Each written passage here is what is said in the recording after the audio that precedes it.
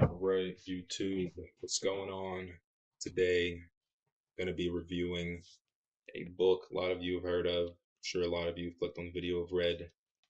It is the Sun Eater series, Book One, Empire of Silence, by Christopher Ruocchio. I believe he is a British fantasy sci-fi author. Um, I don't know any of his work that I don't know of any other work that he's done that's popular. This is a 7 book series, just finished a few months ago. I think the last book came out in November, and I really enjoyed it. It was a great read.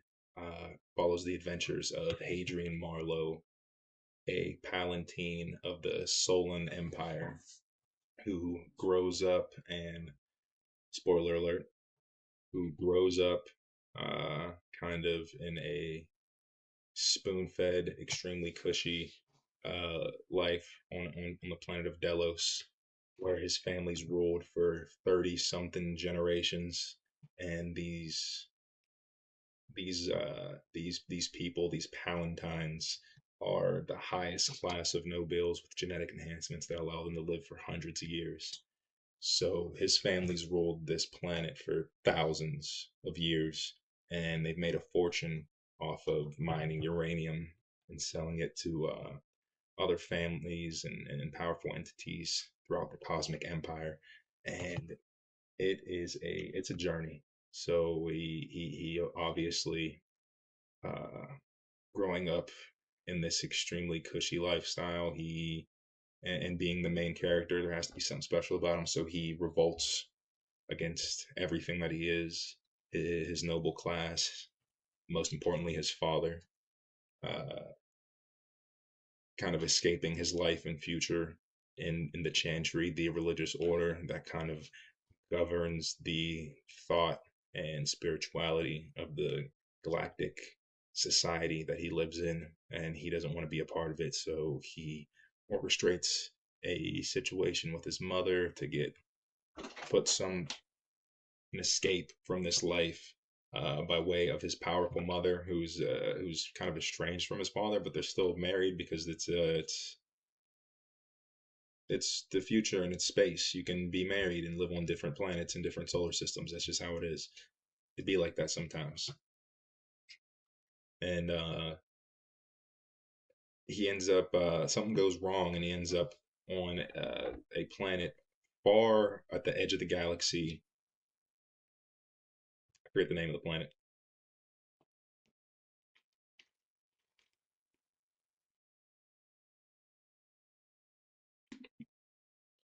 And he winds up on Emesh, a planet far off at the edge of the galaxy, right on the corner of the borders uh, of the human race.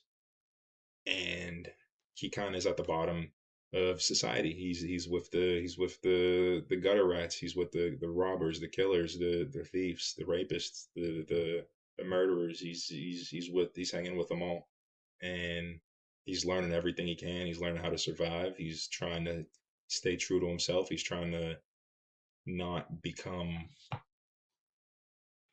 He's trying to not become who he was running away from.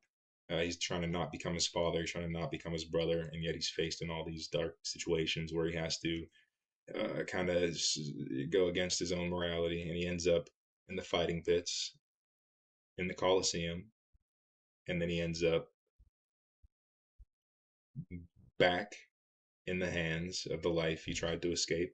He ends up back in the hands of the nobility. The local lords find him, they figure out who he is, they enlist secret plans for him, and they kind of keep him as a diplomat ex-prisoner for the foreseeable future. And he uncovers, somehow, after all this, he meets a scientist and uncovers secrets of the universe that are hinted at to be explored in other books about the future, or sorry, about the origins of the Cielson, the counter alien race that the humanity's been at war with for hundreds or maybe even thousands of years.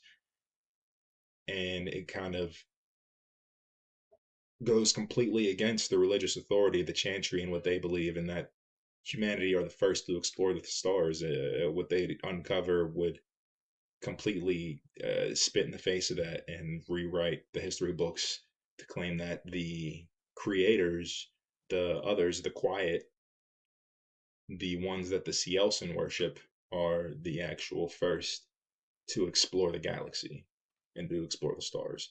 And this heresy can't stand, obviously, if it gets found out. So throughout the story, Hadrian's keeping kind of Hadrian and the others that seem to be a bit privy to this kind of keep it under wraps. Kind of don't say it out loud because of the constant monitoring of the galactic police state they live in. It's really interesting how Christopher Ruocchio kind of teeters on this. He teeters on this knife's edge of keeping you interested in the greater plot, but also being able to make that completely disappear within a few chapters that are just completely character focused. Uh, in terms of prose, he writes. I'd say he writes a very dense, a very lyrical prose. I'm not big on prose, so I to a literary anybody with a literary degree, I probably sound like an idiot, but to me, he writes very rhythmically. He writes, and maybe a lot of it is the character in that Hadrian Marlowe is extremely proper.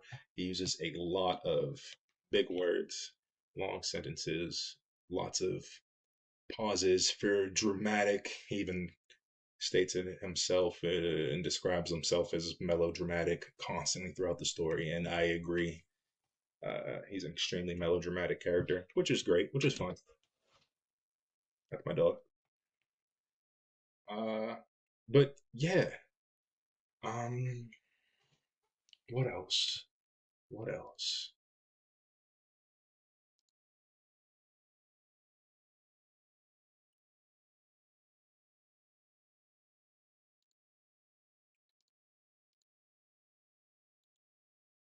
All right. So, who is this book for? Do you like sci-fi? Do you like riveting reads? Do you like Dune? Do you like fantasy? Are you just looking to get back into reading after being out of it for a long time? I think this would be a great place to start, and I'm gonna give the book a 8.5 out of 10. It was a really good read. I really enjoyed it, but I haven't really read an entire full length novel in probably like 6 or 7 months.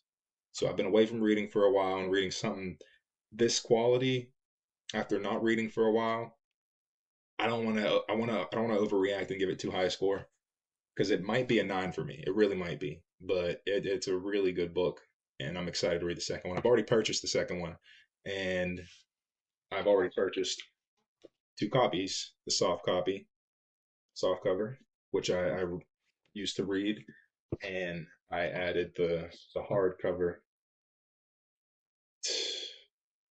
the signed hardcover, the Sword Our Orator, the words of House Marlowe, signed by the author. To my collection, I've got a growing book collection, and I like to collect signed copies as well when I can get my hands on them and they're affordable. But yeah, Empire Silence, Book One, the Sun Eater series. Can't recommend it enough. Uh, it's the literary renaissance. Get out there and read. Bye, YouTube.